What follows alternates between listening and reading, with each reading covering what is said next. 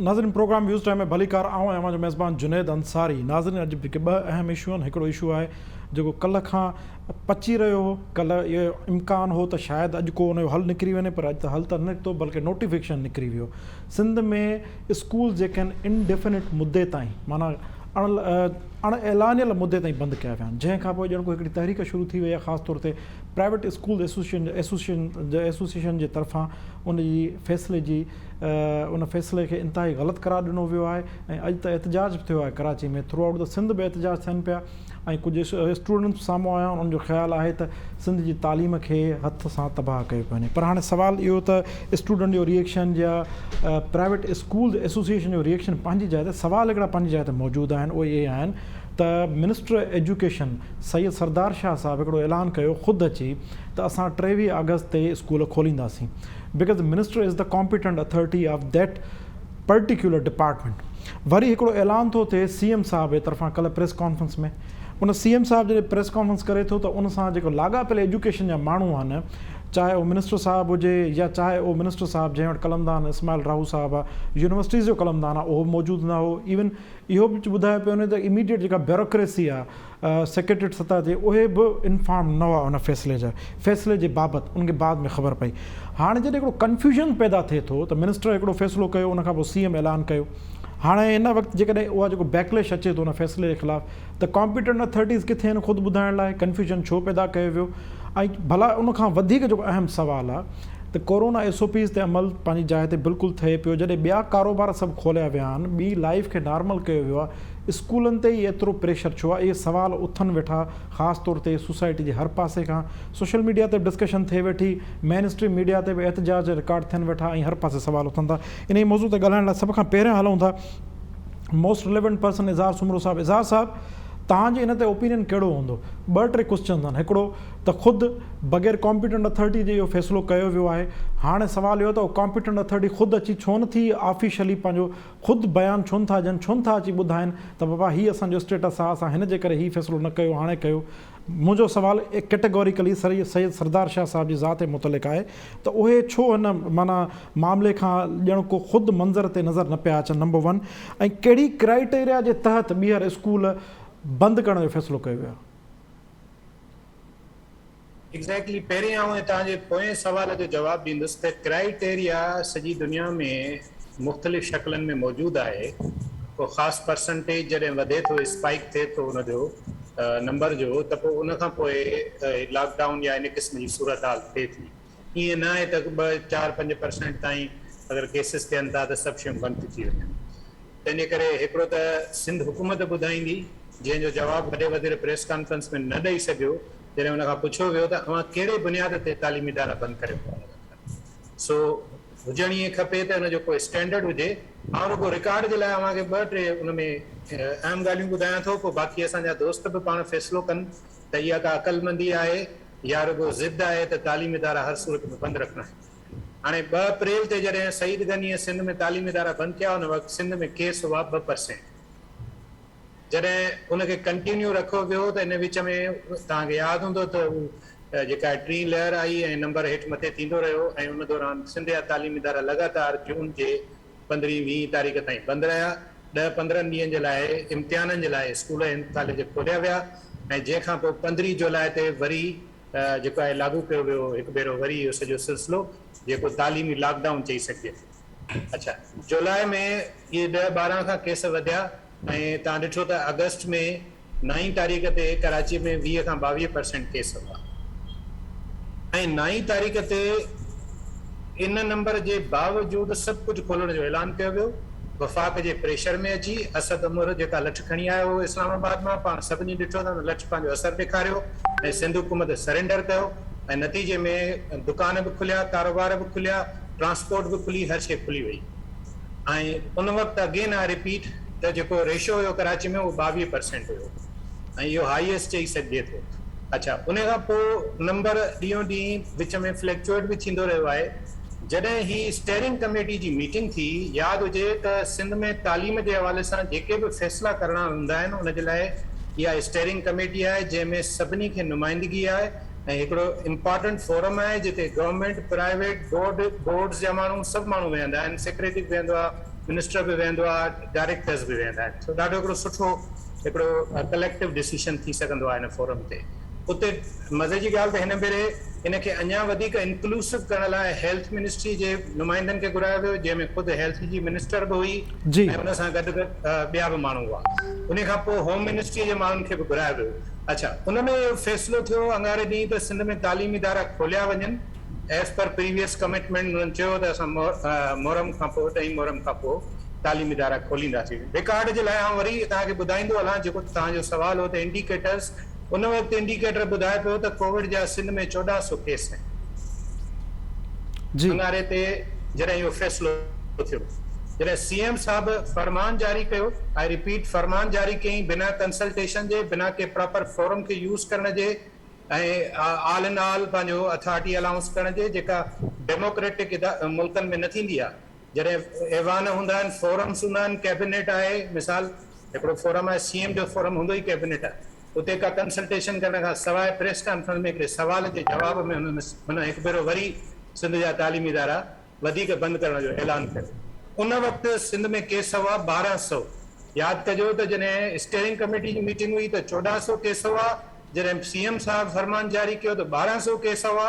ऐं अॼु पाण जे वक़्तु वेठा आहियूं ऐं अॼु सेक्रेटरी एजुकेशन सिंध ते प्रैक्टिकली फर्दर इनडेफिनेट पीरियड लाइ तालीमी इदारा बंदि करण जो हिकिड़ो 1 यूनिटी स्टाइल जो नोटिफिकेशन जारी कयो आहे, जंहिंखां पोइ सिंध जा तालीमी इदारा हाणे इनडेफिनेट पीरियड लाइ बंदि।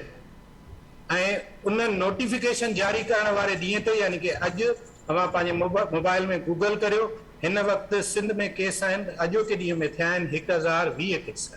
माना गुज़िरियल 3 ॾींहंनि में लगातार केसनि में लाथ आई आहे। तव्हां वरी उन ई साॻे वेबसाइट ते वञी चेक करियो त ओवरऑल ही जेको आहे ट्रेंड जेको आहे 2 जुलाई खां लगातार 2 अगस्त खां लगातार डिक्लाइनिंग आहे, राइज़ न थियो आहे। अगेन तव्हां अगरि हुनजो वर्म चेक कंदो त वर्म डाउनवर्ड्स आहे। तव्हां सभई दोस्त पंहिंजे मोबाइल में गूगल में covid.pk खोले ॾिसो, तव्हांखे इहा फिगर मिली वेंदी। जी। इन जे बावजूदि हिननि खे अलाए कहिड़ो जादू जी छड़ी आहे जंहिंसां हिननि खे ख़बर पवंदी त साईं केस बि वधी वेंदा, ही बि मसइलो थी वेंदो, हू बि मसइलो थी वेंदो। तंहिंजे करे दुकान भले खुलियल हुजनि, बाज़ारूं भले खुलियल हुजनि, ॿी सभु शइ खुलियल हुजे, ट्रांसपोर्ट खुलियल हुजे, ऐं जेके माल जूं मंडियूं बि खुलियल हुजनि, जेको बि दुनिया जहां जो सिलसिलो आहे खुलियल हुजे, ख़ैर आहे। बाक़ी बंदि कबा त स्कूल, कॉलेज ऐं यूनिवर्सिटियूं बंदि कबियूं।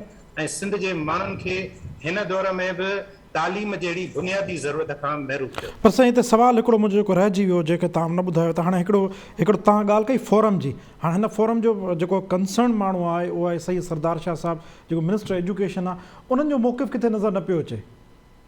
साईं, हीअ जेको डिसीशन मेकिंग थिए पई न, इन में डोमिनेंसी आहे सिंध जे सिहत खाते जी।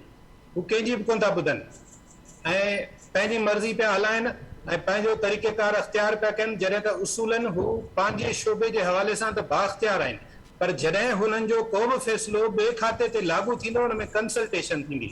हाणे सवाल असां रुगो वराए इहो ई तव्हां वारो ई सवाल असां पुछूं था सरदार शाह साहब खां बि, अकबर लिगारी साहब खां बि ऐं अज़रा पेचुओ खां बि, त असांखे इहो सम्झायो जॾहिं अवां टई हिकिड़ी जाइ ते हिकिड़ी छित जे हेठां हिकिड़ी मीटिंग फोरम में वेठा हो, त अंगारे खां जुमे जे विच में आख़िर कहिड़ी अरबा ख़ता थी, थियो छा जेको अवां इहो फ़ैसिलो वापसि वरितो, ऐं जॾहिं त अवां पाण बि न वरितो फ़ैसिलो, वरी सीएम वापसि वरितो। जी। हाणे इहो इन जो जवाबु हू पाण ॾेई सघनि था, असीं सवाल ज़रूरु कंदासीं। ऐं ॿियो तव्हांखे ॿुधाईंदो हलां त सिंध में कल्ह खां वठी एहतजाज शुरू थी विया आहिनि। माण्हुनि न रुगो एहतजाज जो ऐलान कयो आहे, पर सूमर खां काफ़ी स्कूल बि खुली रहिया आहिनि। जी, डॉक्टर जमील ख़ान साहब, तव्हांजी राय कहिड़ी हूंदी? छा जेकर सवाल मुंहिंजो साॻियो आहे, तव्हां तफ़सीली तौरु इज़हार साहब खे ॿुधायो, तव्हांजे ख़्याल में जेको फ़ैसिलो सिंध हुकूमत करे थी, ऐं हींअर क्रिटिक्स जेके आहिनि, इहो बि ज़रूरु हुन हिकु क्रिटिकल पॉइंट ऑफ व्यू आहे त कंसल्टेशन तव्हां कहिड़े फोरम्स ते कयो था, ऐं बग़ैर कंसल्टेशन जे करे तव्हां फ़ैसिला कयो था, उनखां पोइ इंडेफिनिट तव्हां ॼाणायो था लफ़्ज़ हिकिड़ो त अणॼाणायल मुदे ताईं, इन जो तालीमी निज़ाम ते केतिरो असरु पवंदो, नंबर 1, ऐं नंबर 2 एडमिनिस्ट्रेटिवली तव्हां इन पॉइंट ऑफ व्यू खे किथां ॾिसो त without consulting all stakeholders, ख़ासि तौर ते उन्हनि खे राज़ी करण खां सवाइ तव्हां डिसीशन कंदव त उहो केतिरो वायबल हूंदो? कंसल्टेशन त ज़रूरी हूंदी आहे, पर पाकिस्तान जी जेका रवायत आहे उन में इहे फरमान वधीक इशू थींदा रहिया आहिनि। पाकिस्तान तव्हां फेडरेशन में वठो, हर दौर में वठो, त इन में हूंदी आहे डेमोक्रेसी, पर मां फरमान इशू थींदे ॾिठो आहे। ऐं मां कंसल्टेशन जे दौरान मां काफ़ी मीटिंगनि में पाण बि हूंदो हुउसि, जनरल ज़िया खां वठी ऐं शहीद बेनज़ीर ताईं मां पाण उन्हनि मीटिंग्स में शामिलु हूंदो हुउसि खोड़सारनि में। ऐं मां ॾिसंदो हुउसि त कंसल्टेशन बि चुपड़ी करे वेही रहंदा हुआ, जिन्हनि खां कंसल्टेशन वठंदा हुआ उहो शिकिल ॾिसंदा हुआ त जनरल ज़िया छा थो चाहे, या जेको उन खां बाद में आया सरबराह उहो छा थो, जेको पहिरियों जुमिलो जेको निकिरंदो उन्हनि जे वात मां, उहा हिकिड़ी ट्रेंड थी पवंदी आहे। बिल्कुलु सही आहे त कंसल्टेशन असांजे मुल्क में जहिड़ी आहे तहिड़ी न आहे, ख़ासि तौर ते गवर्नमेंट इदारनि में, जिथे माण्हुनि जो स्टेक तमामु हाई हुजे, जिथे मिनिस्टर खे ख़बर हुजे त मां जेको आहे स्टैंड वठंदुसि त मुंहिंजी मिनिस्ट्री वेंदी, जिथे सेक्रेटरी खे ख़बर हुजे त मां स्टैंड वठंदुसि त मुंहिंजी सेक्रेटरीशिप वेंदी, त हुते कंसल्टेशन जी अहमियत एतिरी रहंदी न आहे। पर मिसाल तौर ते हिकिड़ी नमूने लाइ कंसल्टेशन तमामु ज़रूरी आहे, छो जो जमहूरियत जो बि को भरम रखिणो आहे, उन भरम रखण लाइ कंसल्टेशन तमामु ज़रूरी आहे। ऐं हू कंसल्टेशन में न कई वई त उन में मौक़ो मिली वियो जेके प्राइवेट स्कूल्स आहिनि ख़ासि तौर ते, या जेके टीचर्स आहिनि जेके थोरी आज़ादी उन्हनि खे आहे, या जेके उन्हनि जा पेरेंट्स आहिनि उन्हनि खे आज़ादी आहे शागिर्दनि जा, त इन करे उन्हनि खे मौक़ो मिली वियो त इन ॻाल्हि खे बि उथारनि। ॿी ॻाल्हि आई त हू अदाद शुमार तव्हांखे हर का शइ मिली वई सुमरे साहब वटां, त उन्हनि ॿुधायो त डिक्लाइन थो थिए, त इन में लॉजिक छा आहे। हाणे माण्हुनि खे जेॾी महिल लॉजिक, मां हाणे पीपल एट लार्ज जी ॻाल्हि थो कयां, कंसल्टेशन वारी ॻाल्हि ते कई, जेके सरकारी कामूर आहे, जेको उन्हनि जो हाल आहे वीचारनि जो, उहो मां करे छॾियुमि। हाणे अवाम जेको आहे उहा त हिन हुकुमनामे जे लिहाज़ सां उहो त क्रिटिक आहे, फरमान इशू थींदो त अवाम रिएक्शन कंदी। उन में प्राइवेट स्कूल वारा जेके आहिनि उहो तमामु अदरवाइज़ काफ़ी वोकल आहिनि इन मामले में। उन्हनि खे असां ज़ोर ज़बरदस्ती जेतिरो अर्सो बंदि कराए सकियासीं। हाणे प्रॉब्लम अची वई आहे त उन्हनि खे बि पंहिंजे प्रॉफिट ऐं पंहिंजे रोज़गार जे लिहाज़ सां ॾिठो वञे। ऐं उते जेके शागिर्द आहिनि, शागिर्द जा पेरेंट्स आहिनि, उन जी फैमिलीज़ आहिनि, उहे छिथा था थियनि त असांजे ॿारनि खे जेको आहे बिल्कुलु तालीमी उन्हनि खे नथी मिले। उहो ई हाल सॼी सिंध में थी पियो आहे, त उते जेके अवाम सॼी इन्वॉल्व थी वई आहिनि। ॾिसो, स्कूलनि जो मतिलबु इहो त उन्हनि सां ॿारनि सां जेके फैमिली ॻंढियल आहिनि, उहे फैमिली जेके लार्जर फैमिली ॻंढियल आहिनि, त सॼी अवाम इन्वॉल्व थी वञे अहिड़नि फ़ैसिलनि में। जी मां सम्झां थो पियो त इन फ़ैसिले खे जंहिं हिसाब सां कयो वियो आहे, पहिरीं ॻाल्हि त उहा असांजी जेका नफ़्सियात आहे, असांजे हुकुमराननि जी जंहिं लिहाज़ सां उहो फरमान जारी कंदा आहिनि, उहा नफ़्सियात जेॾी महिल अवाम जो रिएक्शन थो अचे, मां सम्झां थो त उन्हनि खे वापसि वठिणो पवंदो। इनडेफिनेट रखण जो जेॾी महिल इन वक़्तु इन्वायरमेंट आहे, ॾिसो आऊं हमेशह असां इन फोरम ते, तव्हांजे फोरम ते सभु जेके महिमान आहिनि, मोस्टली असां इहो ई चवंदा आहियूं त असां साइंस खे अहमियत ॾींदासूं, असां डेटा साइंस खे अहमियत ॾींदासूं। असां ॾिसंदासूं त बाबा इहो फैलिजे न, इहा तमामु ख़तरनाक बीमारी आहे, अवाम खे कॉन्शियस हुअणु खपे। पर अवाम खे तव्हां अहिड़ो मुंझाईंदो अहिड़नि फ़ैसिलनि सां त अवाम जेको उन्हनि जो यकीन हो त हा इहा फैलंदी आहे, हा वाक़ई में हुकूमत सही थी करे, हा बिल्कुलु हुकूमत असांजी जेका आहे उहा वेलफेयर लाइ सोचे थी पई, त उहो जेको आहे एतबार उथिजी वेंदो। सुभाणे वरी इहे डेल्टा वधंदो, सुभाणे वरी इहा वधंदी, त जेका असुलु ॻाल्हि आहे उन में माण्हू अमल न कंदा।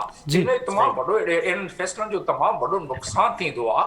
ऐं इन नुक़सान खे बचाइण लाइ हिकिड़ो ई तरीक़ो आहे त इन खे हाणे कंहिं लिहाज़ सां को मीटिंग कनि, को नमूनो करे, कंहिं लिहाज़ सां को बहानो करे, इनखे रिवर्ट ते वञी इनखे करिणो पवंदो ऐं माण्हुनि जो ट्रस्ट ऐं रिस्टोर करिणो पवंदो कॉन्फिडेंस, त असां इन खां पहिरियां त प्रेशर वधे, इन खां पहिरियां अवाम सोचे त हुकूमत जेका आहे उन्हनि जो ॿिया एंगल आहिनि, ॿी का सियासत आहे जंहिंजे करे उहो करे थी पई, उहो जेको एतबार जेॾी महिल बिल्कुलु खजी वेंदो त पोइ हुकूमत लाइ तमामु आईंदे अहिड़ा फ़ैसिला इम्प्लीमेंट कराइण में ॾुखियाई थींदी। जी त इन करे मां मुंहिंजो पंहिंजो ख़्यालु आहे इहो फ़ैसिलो हुकूमत अॻिते वञी जेको प्रेशर अचे थो पियो वापसि वठिणो पवंदो, ऐं अवाम खे बि नुक़सान खां बचाए। ॿार असांजा बिल्कुलु रुली विया आहिनि वीचारा, जेके उन्हनि खे न पढ़ाई, न का तालीम, न का तरबियत। जी जी तव्हांजी अहम नुक़्तो आहे त एतबार न खजी वञे, छाजे करे पोइ मुस्तक़बिल में अहिड़ा फ़ैसिला थींदा त एतमाद न खजी वञे। डॉक्टर रफ़ीक चांडियो साहब, तव्हां छा चवंदव? हिकिड़ो नैरेटिव बिल्डअप थिए वेठो त क्राइटेरिया कहिड़ी आहे, ॿारनि जी तालीम ख़राब थी थिए, ऐं जेकॾहिं ठीकु आहे त बंदी करणु आहे त पोइ कन्फ्यूजन छो था फैलायो वञे, ऐं जेकॾहिं हिकिड़े प्लेटफॉर्म खे इस्तेमालु कयो थो वञे हिकिड़े ऐलान लाइ, त जेके उनखां वधीक को ऐलान करिणो आहे त उन ई प्लेटफॉर्म खे इस्तेमालु करण जे बजाए कंहिं ॿी कॉम्पिटेंट अथॉरिटी खां ऐलान कयो थो वञे। हींअर त एहतिजाजी तहरीक ॼण को शुरू थी वई आहे। तव्हां हिन सॼे सिनेरियो खे तव्हांजो तजुज़िबो कहिड़ो हूंदो सर? अगरि मां सम्झां थो त हिन जा ॿ हिसा आहिनि। हिकिड़ो जो कंसल्टेटिव प्रोसेस आहे, जेको फोरम यूज़ नथा थियनि, मिनिस्टर फॉर एजुकेशन जी पंहिंजी आहे, चीफ मिनिस्टर हेल्थ मिनिस्टर जी पंहिंजी लाइन था टोकनि, इन खे त बिल्कुलु हिकिड़े पेज ते हुजणु घुरिजे। इन जी कंफ्यूजन माना कंहिं बि हवाले सां को फ़ाइदो नथी करे। ॿियो सुवाल इहो आहे त इन जी क्राइटेरिया छा आहे? क्राइटेरिया इन जी आहे त कोविड ख़तमु थिए। कोविड ख़तमु थियण जो नालो नथी वठे। असां गुज़िरियल 2 सालनि वठी हलंदा आया आहियूं। तव्हांखे यादि हूंदो गुज़िरियल जून जुलाई में 2% ते पाकिस्तान हले वियो। छा थियो अहिड़ो जो वरी इहा स्पाइक चढ़ी वई? उनजो रीज़न इहो हो त वरी जेके गेम्स थिया उहे गेम्स वरी मतिलबु आहे त ईअं बे इख़्तियार क़िस्म जी जेका आइसोलेशन उहा ख़तमु करे ऐं फौरी तौर ते वरी उहा स्पाइक चढ़ी वई। असां ॾिठो त वरी सूरत हाल ख़राब थी। दुनिया में हिन वक़्तु बि अमेरिका में वरी स्पाइक चढ़े पई। इन खे डील करण जो तरीक़ो इहो ई आहे त इन खे वंस फॉर ऑल इन सां डील कजे। हाणे ॿिए तरफ़ जेको मसइलो आहे उहो आहे प्राइवेट स्कूलनि जो। प्राइवेट स्कूलनि वारनि जे रेवेन्यू नुक़सान आहिनि, तमामु घणी इन्वेस्टमेंट्स आहिनि उन्हनि जूं, उन्हनि जो मसइलो पंहिंजो आहे त भई असांखे एतिरो टाइम असां सर्वाइव नथा करे सघूं। ॿारनि जे हाणे तव्हां ॾिसो त भले दुकान खुलियल आहिनि, हिकिड़ो सोसाइटी पोर्शन खुलियल आहे, पर ॿार जेके 3 सालनि खां वठी 22 सालनि ताईं जेका तव्हांजी पॉपुलेशन जो मेजर हिसो आहे उहो हिकिड़े ढक सां स्कूलनि ऐं कॉलेजनि यूनिवर्सिटियुनि में पहुची वञे। इन मतिलबु उन पंहिंजी फैमिलीज़ मां अचनि त इहा हिकिड़ी वॾे पैमाने ते वॾी इंटरकनेक्टिविटी थी। इन करे जेको गवर्नमेंट वटि जेका डेटा आहे, गवर्नमेंट जेको हेल्थ जेका डिपार्टमेंट आहे उहो उन ते कमु करे थो पियो। इनडेफिनिट मतिलबु डेफिनेटली को इहो न आहे त माना को सालनि ताईं इहा ॻाल्हि वेंदी, पर इन खे जेसिताईं कंट्रोल में रखिजे। ऐं ॿी ॻाल्हि इहा बि सम्झण जी आहे त इहो जेको 1400-1200 केस जिन ज़िक्र कयूं था, इहे केस सिर्फ़ु उहे केस आहिनि जेके हेल्थ जे हुन में अचनि था, डिपार्टमेंट जे हुन में। हिते तमामु वॾे पैमाने ते माण्हू आहिनि जेके टेस्ट नथा कराइनि। प्रिवेलिंग जेको आहे ओरिजिनल जेका सोसाइटी में आहे कोविड जो जेको रेशियो आहे उहो तमामु हाई आहे।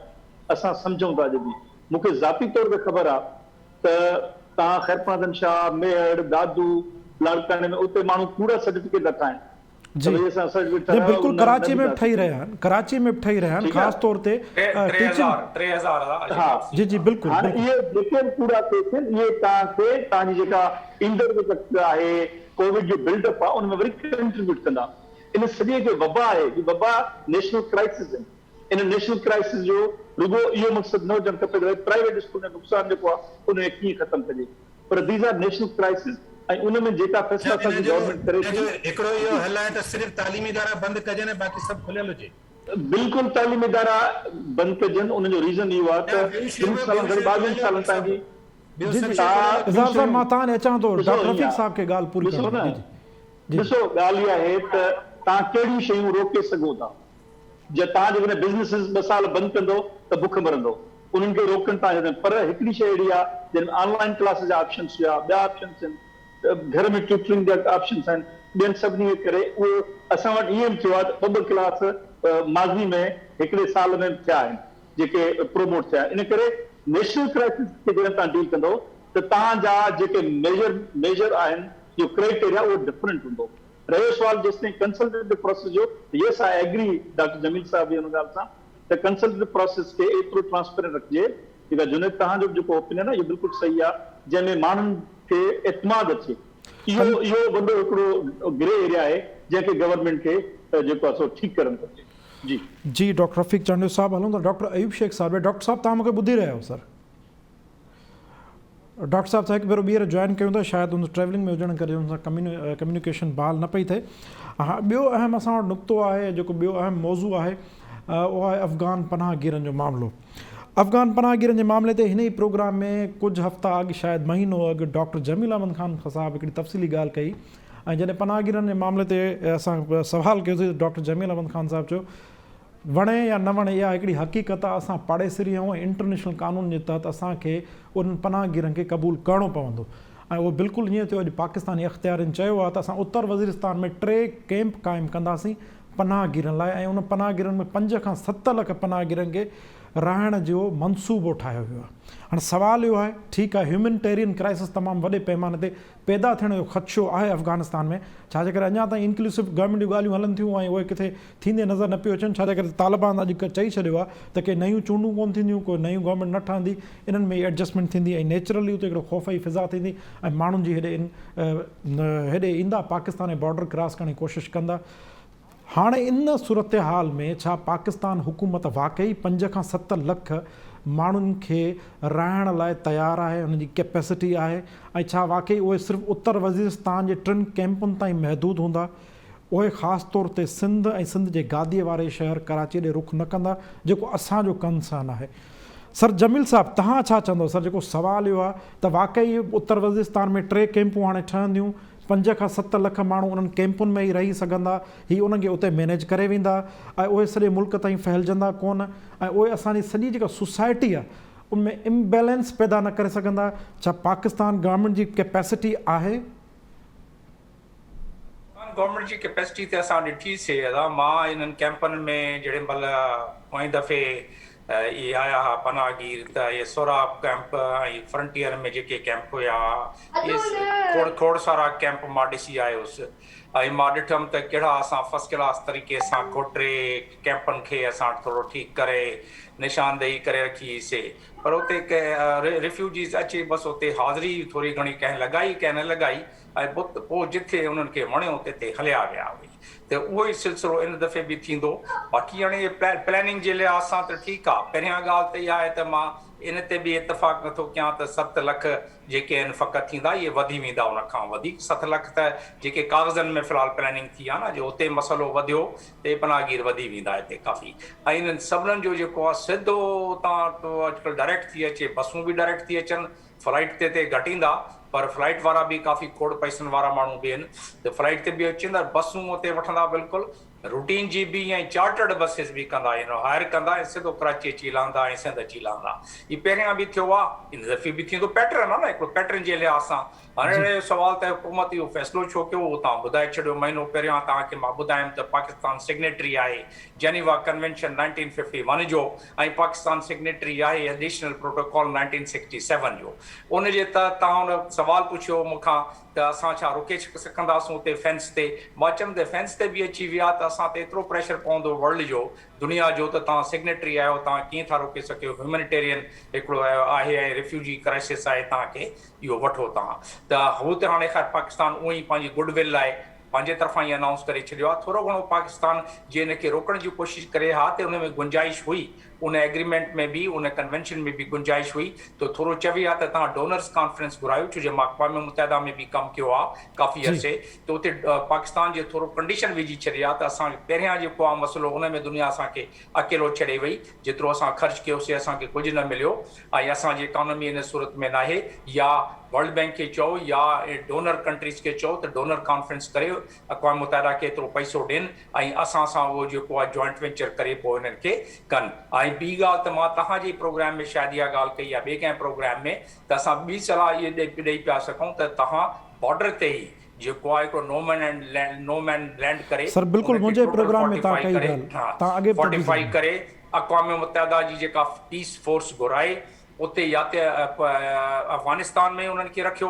उनखे प्रोटेक्शन ॾेई, जो उते नथा रखे सघो त नो मैन लैंड करे पंहिंजो हिकिड़ो प्रोटेक्टेड लैंड करे उन में तव्हां हिनखे रखो। जी पाकिस्तान अॼुकल्ह जेको आहे असां परचाइण में लॻा पिया आहियूं, दुनिया जी जेका कम्युनिटी आहे इंटरनेशनल कम्युनिटी खे परचाइण में लॻा पिया आहियूं। इन करे हिते असां चाहियूं था पिया त असांजी थोरी वाह थिए इंटरनेशनल कम्युनिटी में, त असां काफ़ी कोऑपरेट था कयूं। पर इन में ज़ाहिर आहे जेको पैटर्न मां ॾिसां थो पियो उन पैटर्न मुताबिक़ असां वठी हलंदा। ऐं तव्हांजो ॿियो सुवाल, तव्हांजे इन सुवाल में ॿियो हिसो तव्हांजे सुवाल जो त असांजी सोसाइटी खे छा इम्बैलेंस करे सघंदो?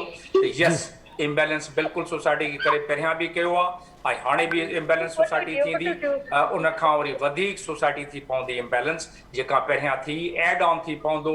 मॉडराज हाणे तव्हां ॾिसो त जंहिं हिसाब सां वेपन्स तालिबान काबू कया आहिनि तव्हां सम्झो था पिया त जेसीं ताईं तालिबान पहुता जेसीं ताईं तालिबान उन्हनि वेपन्स खे काबू कयो आहे तव्हां सम्झो था पिया त उन खां पहिरियां माण्हुनि वटि हथियार न आयो हूंदो उहो हथियार बि आस्ते आस्ते ॿिए फेज़ में असां वटि लही ईंदो जीअं पहिरियां थियो हो तव्हांखे यादि हूंदो त अफ़गानिस्तान रिफ्यूजीज़ खां पोइ पहिरियां उन खां कुहाड़ी हूंदी असां वटि बनाली बंदूक हूंदी ऐं वधि में वधि असां वटि 7mm हूंदी त वॾो को धाड़ियल हूंदो या वॾो को ज़मीनदार हूंदो त उन वटि 7mm हूंदी उन खां पोइ हर ॿिए माण्हू वटि रॉकेट लॉन्चर ऐं पोइ क्लाशनकोफ असां ॾिठोसीं असां पंहिंजी जेका होश में असां नौकिरी में हुयासीं त ॾिठोसीं इहो सिलसिलो त इहे जेके refugees they bring their own problems ऐं असांखे त उन रिफ्यूजीज़ जे गार्ब में रिफ्यूजीज़ जे आड़ में ॿिया बि जेके आहिनि ओट में ॿिया बि प्रॉब्लम आहिनि रिफ्यूजीज़ जे ऐं उहे आहिनि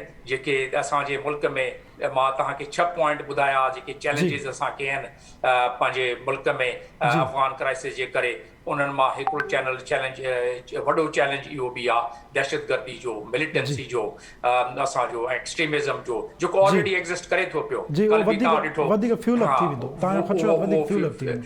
उहो काफ़ी फ्यूल अप थी वेंदो त इन में का मां सम्झां थो मस्बत ॻाल्हि पर इन जी हैंडलिंग असांखे हाणे जी हुकूमत सरकार राज़ी थी वई आहे उनजी पंहिंजी कंपल्शन्स हूंदी असांखे ख़बर नाहे पर उहा उन कंपल्शन जे तहत पर असांखे हाणे खपे त सरकार ते वॾी सरकार ते असां ज़ोर विझूं त बाबा असांखे कंहिं हिसाब सां बचायो ऐं तव्हां पंहिंजे हिसाब सां कयो जो बचण जो असांखे चांसिस न आहिनि असां वटि इहे सभु ईंदा ऐं ॿी ॻाल्हि बि मां ॿुधाए छॾियां थोरो इन सां थोरो मुख़्तलिफ़ आहे ॿी ॻाल्हि बि त हाणे जेके अॻिते वञी जेका अफ़गानिस्तान जी सूरत हाल जे थोरी मुंहिंजी त दुआ ई आहे फ़िलहाल इंडिकेटर्स बि आहिनि मूंखे उमेद बि आहे त शायदि कुझु अर्सो स्टेबिलिटी रहे पर अॻिते जीअं डेवलपमेंट नज़र ऐं तजिया जेके अचनि था पिया महसूसु थिए थो पियो त एतिरी स्टेबिलिटी न रहंदी त उन में असां पर बेसिकली जेको मिलिटेंसी जी जेका ॻाल्हि आहे दहशतगर्दी जी जेका ॻाल्हि आहे उहा मां स्टडी कयां पियो जंहिं जेका याददाश्त मुंहिंजी आहे उहा बि मां ॾिसां पियो उन मुताबिक़ बि त हीअ जेके तालिबान 824 TTP जा माण्हू जेके आहिनि उहे जेल मां रिहा कया आहिनि जेल मां उन्हनि छॾिया आहिनि 824 ऐं 824 जेल मां जेके TTP जा माण्हू छॾिया आहिनि असांजे हवाले हिकिड़ो बि न कयो आहे उहे सभु आज़ादु घुमी सिधो कुनड़ में अची विया आहिनि ऐं कुनड़ खां उन ख़ैर सां असां पासे अचनि था पिया ऐं मूंखे डपु इहो आहे त इहो सिलसिलो सिंध मां शुरू थी पवंदो KP में त आहे थोरी घणी तव्हांखे इहो ख़दशो आहे त रिफ्यूजीज़ सां गॾिजी अची सघनि था या असांजी इनस्टेबिलिटी हिकिड़ो वॾो रीज़न थी सघनि था जी सर जी सर एज़ाज़ सुमरो साहब तव्हां हिकिड़ो त जेको तव्हां विच में कुझु पुछणु चाहियो पिए डॉक्टर रफ़ीक साहब खां उन ते क्विकली कमेंट करे वठिजो उन खां पोइ पनाहगीरनि वारे सवाल ते मूंखे तव्हांजो जवाबु घुरिजे मूं रुगो इहो पियो चयो जीअं रफ़ीक साहब ॻाल्हि कई त कॉलेजनि यूनिवर्सिटियुनि ताईं ॿार ईंदा ऐं उन में मुंहिंजो अर्ज़ु इहो आहे त हिकिड़ो त उन में ऐं इन सां इन करे बि एग्री न आहियां छाकाणि साईं चयो त 22 सालनि ताईं जा माण्हू वल्नरेबल थी वेंदा टेक्निकली 18 सालनि खां पोइ वारनि जी त वैक्सीनेशन पॉसिबल आहे ऐं थिए बि पई यूनिवर्सिटियुनि जा शागिर्द ऐं उस्ताद सभु काफ़ी वैक्सीनेटेड थी बि चुका आहिनि जेके रहियल आहिनि उहे थी सघनि था तंहिंजे करे वैक्सीनेशन जे थ्रू यूनिवर्सिटियुनि जे ॿारनि खे प्रोटेक्ट करे सघिजे थो ॿी ॻाल्हि इहा आहे त ख़ुदि WHO जो चवणु आहे त ॿार जेको आहे ख़ुदि कोविड में मिनिमम इफेक्ट थिए थो हू कैरी ऑन ज़रूरु करे थो पंहिंजे घरनि ॾांहुं उन जे लाइ बि हाणे ॻाल्हि इहा आहे त जीअं साईं जमील चई ॻाल्हि असां रुगो इहा था चऊं ऐं ॿियो इहो त को प्राइवेट स्कूल अगरि हलाए थो त पोइ उहो डो नथो करे इहो सिंध जे हुकूमत जी या पाकिस्तान जे हुकूमत जी नाअहली आहे जो तालीम माण्हुनि खे न ॾेई सघिया आहिनि जंहिंजे करे प्राइवेट सेक्टर डेवलप थियो आहे जी हाणे सर पनाहगीरनि वारे मामले अचो जी हा हाणे अचूं था पनाहगीरनि वारे हवाले सां त असां तव्हांखे यादि हूंदो त हिन फोरम ते इहा आवाज़ उथारियो हो ऐं 4 खां 5 ॾींहं अॻु में हिकिड़े ख़ानगी TV चैनल बाक़ाइदे कराची शहर में जेका अगवान बस्ती आहे उनजो विज़िट कयो आहे उते जे माण्हुनि सां ॻाल्हायो आहे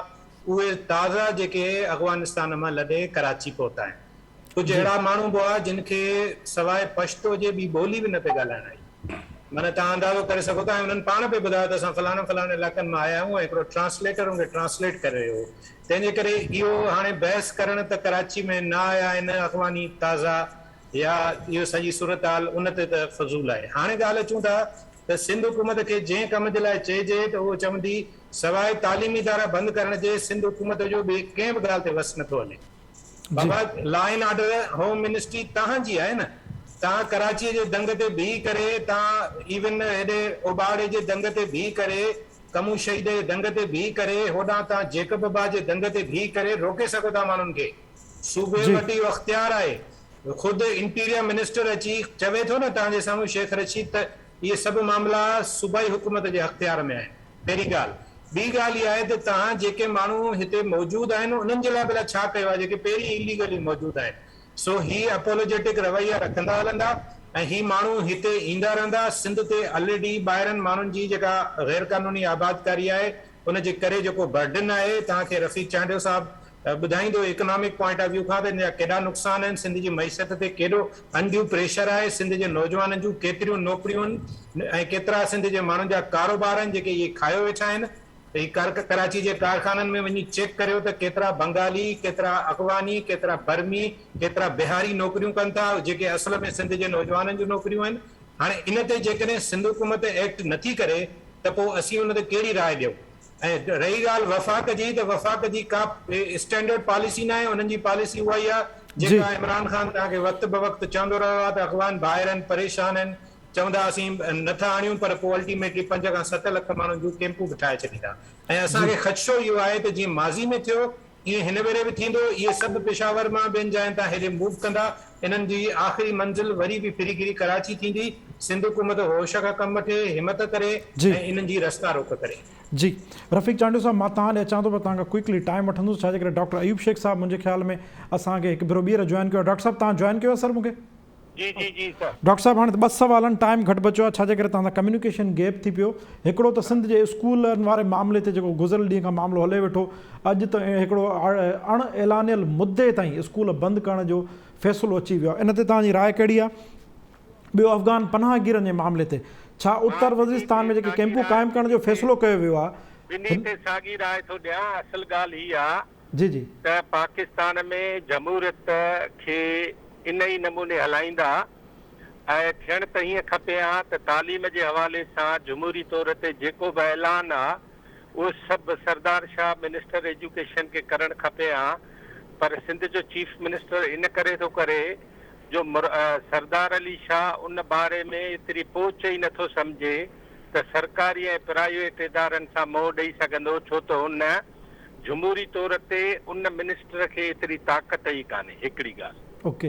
ॿी ॻाल्हि इहा आहे त पाकिस्तान में असांखे अॻिते हली महसूसु थींदो त हिन आफ़त या कोरोना जे आड़ में जेका CNOC वेठी आहे मथे ऐं जेके कोविड जा फ़ैसिला था कनि, इहे असल में सॼी पाकिस्तान सॼे जमहूरियत खे उन जी उन ते हिकटी जमाइण लाइ ऐं बाक़ी जमहूरी रवैया, रिश्ता, रस्ता, फ़ैसिला उहे सभु पंहिंजो पाण वटि रखी असल में मुल्क खे हिकिड़े वन्यूंट वांगुरु हलाइण था चाहिनि, जंहिंजे अॻियां पीपल्स पार्टी बि मजबूर हूंदी, जंहिंजे अॻियां ॿियूं पार्टियूं बि मजबूर हूंदी। जी नतीजे तौरु छा थींदो त अफ़गान पनाहगीरनि जे बारे में कल्ह मूं पढ़ियो पए, ॿुधो पए राति जो त अक़वाम मुतहिदा जे सेक्रेटरी जनरल चयो आहे त जेको बि माण्हू ऐं ख़ासि करे पाड़े वारा मुल्क अफ़गान पनाहगीरनि खे रहण ॾींदा उन्हनि खे असां एतिरा ख़रब ॾींदासीं। असांखे अफ़गान पनाहगीरनि खां अवल उन्हनि ख़रबनि जी ज़रूरत आहे। पॉलिसियूं सिंध सभ्यता, उनजी तहज़ीब, तारीख़, मोहन दड़ा, कोटड़ी जूं ऐं मीरनि जा किला ऐं हैदर बख्श जतोई ऐं ज़ुल्फ़कार अली भुट्टो ऐं बेनज़ीर भुट्टो, रसूल बख्श पलीजा, GM सैद, इहे सभु हिते ई आहिनि। अॻिते हलो CNOC जीअं चवे थी उनजी हिकटी थी चुकी आहे जमहूरियत जे मथां, पॉलिटिक्स जे मथां, सलाह मसलत जे मथां ऐं फ़ैसिलनि जे मथां। जी जी वॾी महिरबानी डॉक्टर साहब। तव्हां त हिकिड़ो त पहिरियों सवाल जो दिलचस्प जवाबु ॾिनो। हाणे जमहूरियत में सभु कुझु आहे। रफ़ीक चांडियो साहब तव्हां छा चवंदव? पनाहगीरनि वारो सवाल जेको मुंहिंजो आहे, छा उत्तर वज़ीरिस्तान में 3 कैंप्स जेके क़ाइमु कयूं वियूं आहिनि त हीअ 5 खां 7 लख माण्हुनि खे उते रहण जी कैपेसिटी रखनि था? नंबर 2 सोसाइटी इम्बेलेंस कीअं थींदी? ऐं 3 छा इहो उते ई महदूद रहंदा या उन्हनि जो इन्फ्लक्स सिंध ॾे थींदो? सर टाइम बिल्कुलु घटि आहे सर। डॉक्टर रफ़ीक चांडियो साहब तव्हां मूंखे ॿुधी रहियो सर? हिकु भेरो ॿीहर डॉक्टर रफ़ीक चांडियो साहब सां कम्युनिकेट करण जी कोशिशि कंदो। डॉक्टर अयूब शेख साहब तव्हां लाइन ते आहियो साईं? डॉक्टर अयूब शेख साहब तव्हां मूंखे ॿुधी रहियो सर? लाइन ते आहियां। सर इहो भला उत्तर वज़ीरिस्तान में 3 कैंपूं क़ाइमु करण जी ॻाल्हि कई अथनि। सुवाल इहो आहे त हीअ जेके अफ़गान पनाहगीर आहिनि जेके हाणे कैंपुनि में रहंदा, इहो मुमकिन आहे त उहे सिर्फ़ु कैंपुनि तां ई रहनि ऐं उहे हेॾे न अचनि, ऐं जेके हेॾे माना ख़ासि तौर ते सिंध ॾांहुं रुख न कनि या सिंध जे गादीअ वारे शहर कराची ॾांहुं रुख न कनि, इन खे रोकण लाइ कहिड़ी मनसूबाबंदी करण जी ज़रूरत आहे? साईं ॻाल्हि इहा आहे त पाकिस्तान जॾहिं ठहियो न त सभिनी खे चयूं त पाकिस्तान अॻे आहे। वो पाकिस्तान अॻे वज़ीरिस्तान में या अटक में या लाहौर में थोड़ी आहे, पाकिस्तान अॻे आहे उहो कराची में आहे। जी ऐं ॿियो त तव्हांखे हिन आलमी मामलनि ते तव्हांखे जीअं ई पाकिस्तान जी इस्टेब्लिशमेंट चवंदी त हीअ असांजी मजबूरी आहे, सिंध में माण्हू रहायो तव्हां रहाईंदव। न सर उते कैपेसिटी जो सवाल अचे थो, छा पाकिस्तान में कैपेसिटी आहे, असां में कैपेसिटी आहे? सर क्विकली सर, मूं वटि कुझु टाइम बचो। साईं असांखे पंहिंजी तबाह करण जी कैपेसिटी असां में तमामु घणी आहे। जी वॾी महिरबानी डॉक्टर अयूब शेख साहब। असां कोशिशि कयूं पिया त असां ॿियनि पैनलिस्टनि सां राब्तो कयूं, पर मुंहिंजे ख़्याल में ॿियनि पैनलिस्टनि सां राब्तो न थी सघियो आहे। ऐं तव्हां डॉक्टर रफ़ीक चांडियो साहब तव्हांजी वॾी महिरबानी, डॉक्टर जमील अमन ख़ान साहब, इज़हार सुमरो साहब तव्हांजी वॾी महिरबानी। नाज़रीन तव्हां असांजे पैनलिस्टनि जी राय ॿुधी, सभिनी पंहिंजा ख़दशनि जो इज़हार कयो आहे। ख़ासि तौर ते उत्तर वज़ीरिस्तान मां जेके 3 कैंपूं त क़ाइमु कयूं वियूं आहिनि, पर हाणे सवाल आहे त छा उते कैपेसिटी मौजूदा गवर्नमेंट जी आहे? नंबर 2 जेके कैंप्स में तव्हां उते रहाया वेंदा पनाहगीर, इहो कीअं मुमकिन थींदो उन पनाहगीरनि खे एसी ताईं महदूद रखिजे ऐं उहे मुल्क जे अंदरनि हिसनि में न अचनि? इहे तमामु वॾा सवाल आहिनि। इहे ख़ुदि सवाल फेडरल गवर्नमेंट खां बि आहिनि ऐं सिंध गवर्नमेंट खां बि आहिनि त हुन पंहिंजी कैपेसिटी बिल्डिंग ऐं उनखे मैनेज कीअं कंदा। पंहिंजे मेज़बान जुनैद अंसारी खे ॾींदा इजाज़त। सदाईं गॾु।